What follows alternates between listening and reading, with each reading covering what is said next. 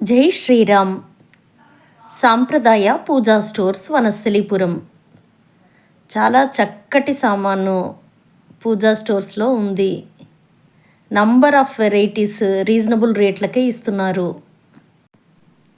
నేను ఎప్పటి నుంచో పోపుల డబ్బా ఇత్తడిది కొనుక్కోవాలని అనుకుంటున్నాను. ఇదేమో గౌరమ్మ సెట్.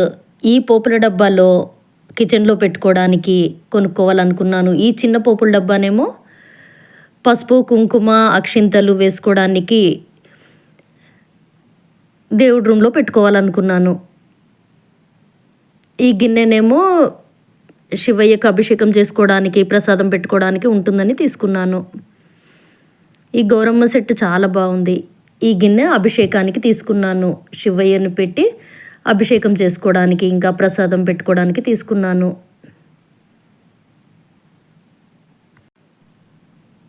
ఓం నమ శివాయ, ఓం నమ శివాయ, ఓం నమ శివాయ, ఓం నమ శివాయ.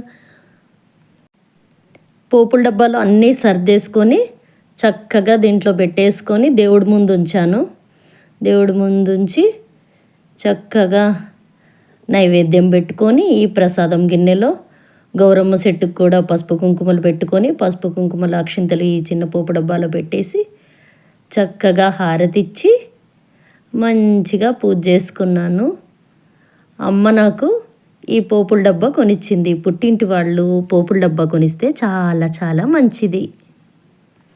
అయితే ప్రతి సంవత్సరం మా అమ్మ మ్యారేజ్ డేకి చీర కొనిపిస్తూ ఉంటుంది. అమ్మ ఈ సంవత్సరం నాకు పోపుల డబ్బా కొనిచ్చు అని చెప్పి పోపుల డబ్బా కొనిచ్చుకున్నాను.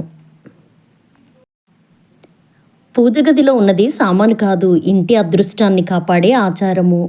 పసుపు కుంకుమ అక్షింతలు ఉన్న చోట లక్ష్మీదేవి అడుగులు ఎప్పుడూ ఆగవు.